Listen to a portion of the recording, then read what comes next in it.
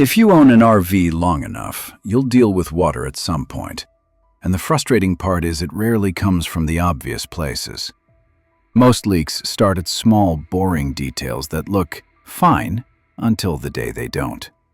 That's why a quick monthly roof check matters. You're not hunting for a dramatic crack.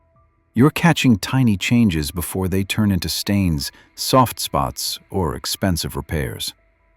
In this video, we're going straight to 5 roof leak points people consistently overlook, what early trouble actually looks like, and the simple way to check each one fast without guessing. Number 1. Roof edge termination bars. On a lot of RVs, the roof isn't just a flat sheet sitting on top. It's a membrane or panel that runs to the edge, gets clamped down by a metal strip called a termination bar, and then gets hidden under trim or a rain gutter. That perimeter system is a leak magnet because it has 3 things water loves: a long seam, lots of screws, and movement from driving and temperature swings. What usually fails first is the sealant bead right along the top edge where the roof meets the trim. When that bead dries out, pulls away, or cracks, water can slip under the trim and travel a surprising distance before it shows up inside. Sometimes the first sign isn't a drip at all. It's a musty smell, a yellow stain near an upper cabinet, or soft wallboard in a corner. On a monthly check, don't just glance at the edge.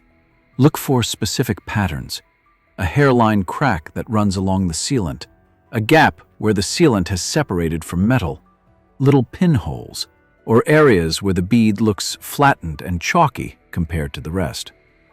Also watch for a dirt outline.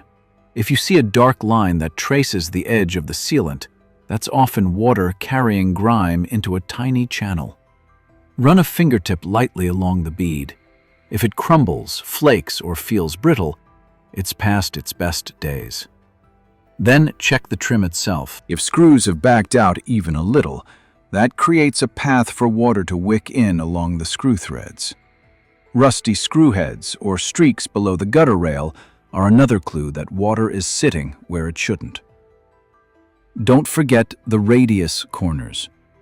The roof edge near the front and rear corners gets a lot of wind pressure at highway speeds, and wind-driven rain loves those corners. If your RV has a vinyl insert covering the trim screws, look for sections of insert that are loose or shrinking. That can be a hint the trim has shifted or the screws aren't tight.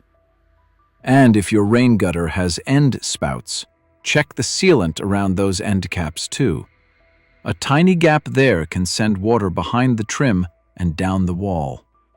If you end up resealing, the key idea is compatibility. Most RV roofs are EPDM rubber, TPO, fiberglass, or aluminum, and the right sealant depends on the surface. Self-leveling lap sealant is common around horizontal roof seams and flanges, while a non-sag sealant is often better for vertical edges. Avoid generic silicone for roof work. It tends to peel over time and can make future repairs harder because other products don't like sticking to it. And remember, this edge seam connects directly to the next set of leak points because once water gets under the trim, it can migrate toward any opening nearby. Number 2. Vent pipes and small roof penetrations. After the perimeter, the next most missed problem spots are the small penetrations, anything that pokes through the roof. Plumbing vent stacks, bathroom fan vents, fridge vent tops, antenna mounts, satellite bases, solar cable entry plates, tank vent caps, and even small brackets added for accessories all qualify. They get overlooked because they're small, and they often look fine from a standing position. Up close, you'll usually see that the plastic has aged or the sealant has started to separate. Plastic vent caps are especially vulnerable. Sunlight makes them brittle, and they can develop tiny cracks that you'll only notice when the light hits at an angle. Monthly, Use a simple approach. Scan, then inspect. First, scan for anything that looks off-color sealant, that has turned gray and chalky, a cap that looks faded or warped, or a flange edge that has lifted. Then inspect the details. Look around the base flange where it meets the roof. The classic failure is a crack right at the flange edge or a gap at a screw head where the sealant has formed a tiny ring and pulled away. Check the seam between the vent cap and the pipe, too. Some caps snap on, some twist on, and some are held with a screw. If the cap feels loose or brittle, it's a warning. Also, look at the pipe itself right where it comes through the roof. If the pipe has shifted, or if the sealant has a crater-like gap around the pipe, water can run straight into that void. Pay attention to any added equipment. Solar panels, cell boosters, Wi-Fi domes, and satellite mounts are great upgrades, but every bracket and wire pass-through is another hole in the roof. Look for mount feet with exposed screw heads, missing sealant over the screws, or sealant that has lifted and created a shadow line underneath. On cable entry plates, check the rubber grommet or gland where the wire enters. If it's cracked or pulled away, that's a direct path for water. One thing to keep straight: don't seal a vent in a way that blocks what it's meant to do. Plumbing vents need to vent. The goal is sealing the flange to the roof and sealing around fasteners, not plugging the vent opening. And not every wet spot inside is from rain. A vent area can create condensation in certain conditions, so the inspection should include both outside and inside clues. Inside, look up at the ceiling around vent areas for faint rings, wavy texture, or discoloration. If your RV has cabinets near the roofline, shine a flashlight into the upper corners and look for darkened wood, swollen paneling, or staples that show rust stains.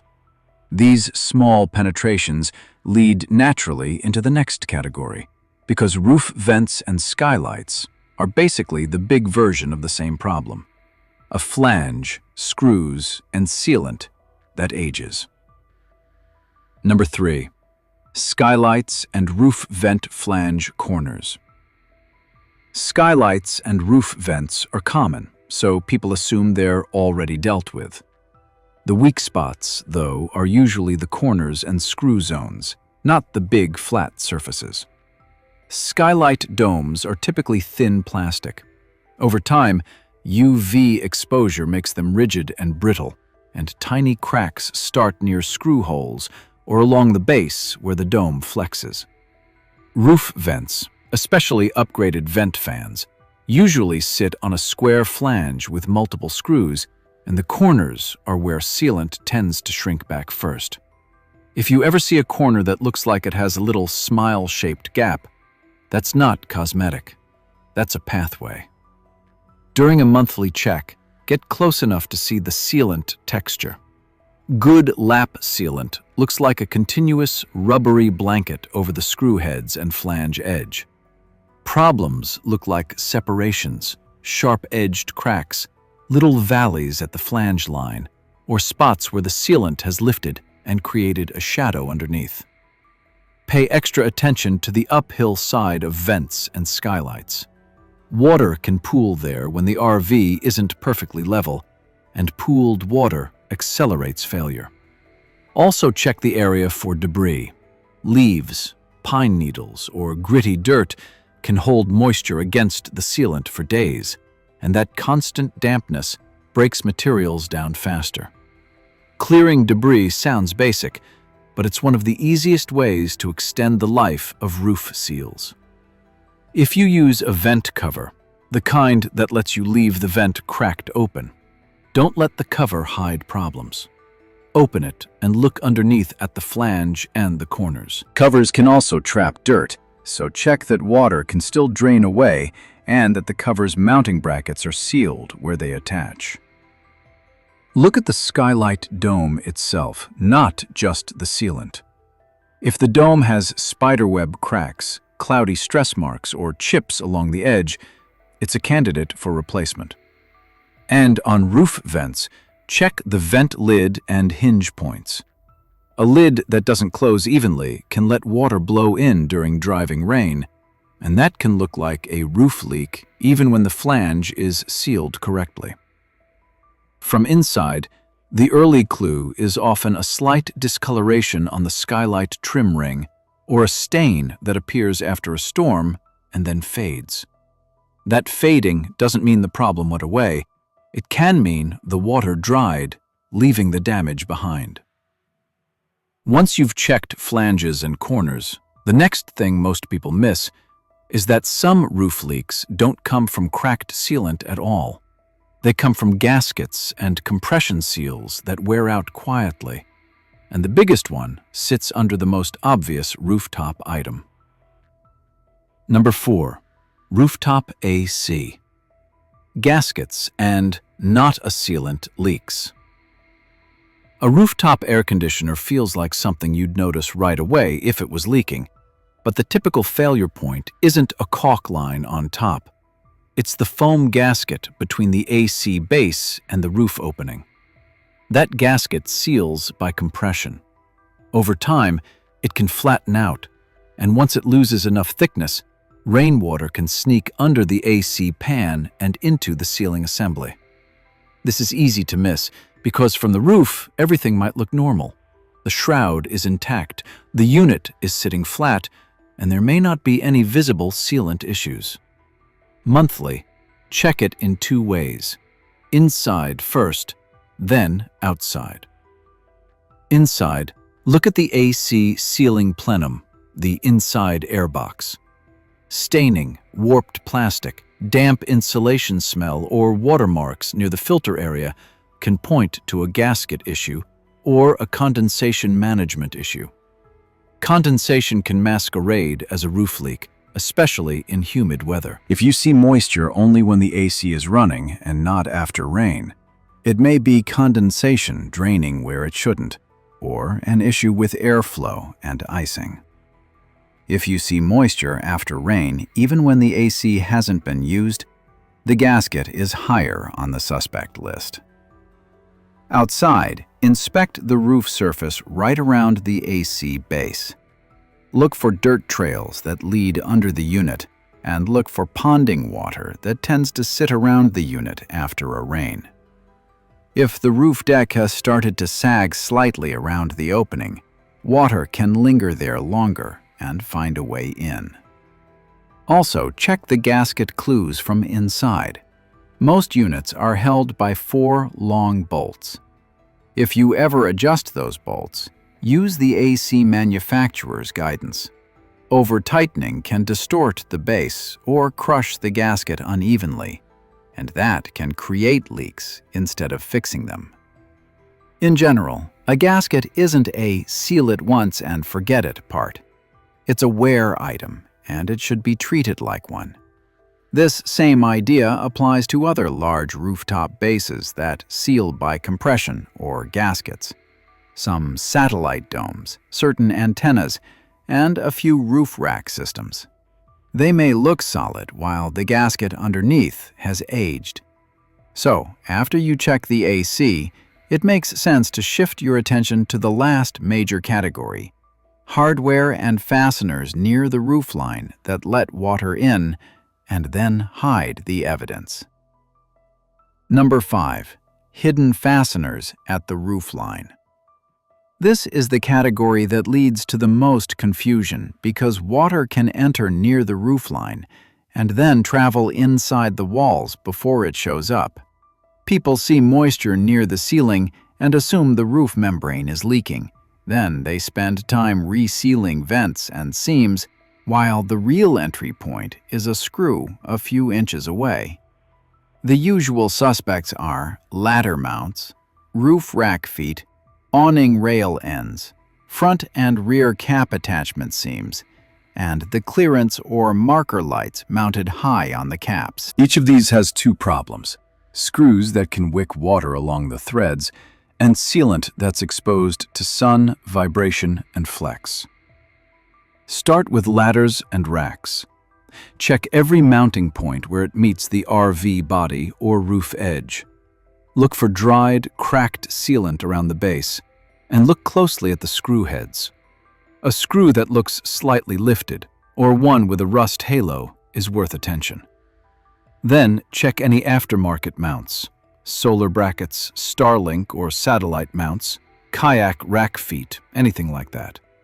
If you can see the outline of the bracket, but the sealant bead looks thin or broken at the edges, water can get under the mount and sit there. Next, check the awning rail, and especially the rail end caps. The rail is basically a long piece of metal with many screws, and water can get behind it and track along the wall. Sometimes the leak shows up inside at a window corner, a speaker cutout, or a cabinet, because that's where the water finally finds an exit path. Also check corner moldings if your RV has them. The vertical corner trim pieces often run up into the roofline, and the top inch of that trim is a common place for sealant to crack. Now check the front and rear cap transitions. Many RVs have a molded fiberglass cap at the front or rear, and there's a seam where that cap meets the roof. Even when the seam looks fine, the clearance lights mounted on that cap can be the real culprit. Those lights often use a foam gasket that compresses and ages, and the caulk around the light base can crack. When water gets in behind the light, it runs down inside the wall and can show up far from the actual light. Monthly, look for gaps around the light base, cracked caulk, or a light that feels loose when gently pressed. Inside, check the upper corners of the front and rear walls, around cabinets, above the windshield area on motorhomes, or near the bed on many trailers, for stains, swollen paneling, or bubbling wall covering. To keep this from turning into guesswork, make the monthly check repeatable. Do it on a dry day so you're not judging wet sealant, and take close-up photos of any spot you're watching. Photos make it obvious when a hairline crack becomes a real gap.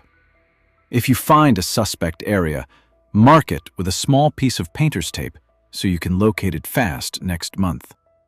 Aim to catch problems while they're still small. A little crack in a sealant bead, a brittle vent cap, a light base that's starting to pull away, a screw that's backing out. Those are manageable fixes compared to what happens after water soaks insulation, swells wood, and starts delamination. And if you don't feel safe working on the roof, the inspection can still be effective from a ladder at the edges, plus an inside check with a flashlight, because serious leaks almost always leave a pattern if you look in the same places every time. One extra check that catches leaks early is a quick press test from the inside. Pick 2 or 3 consistent spots, front upper corners, rear upper corners, and the ceiling around the main vent, and press gently on the paneling. It should feel firm and sound solid. If it feels spongy, or you hear a dull crunch instead of a crisp tap, that area needs attention. Another fast tell is hardware discoloration. Rust on a ceiling screw head, a staple that's turning orange, or a dark line that keeps coming back after you wipe it. If your RV has a roof coating, don't assume it's a shield forever.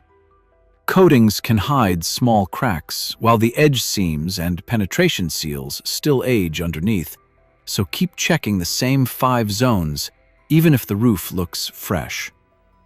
When you find a stain, treat it like a trail, not the starting point. Water often moves along rafters, wiring, or insulation, and shows up lower than where it entered. So when something looks suspicious inside, check the roof area a few feet uphill and toward the nearest seam or fixture, not only directly above the spot. That small habit saves time and keeps you from piling sealant on the wrong place over and over each season.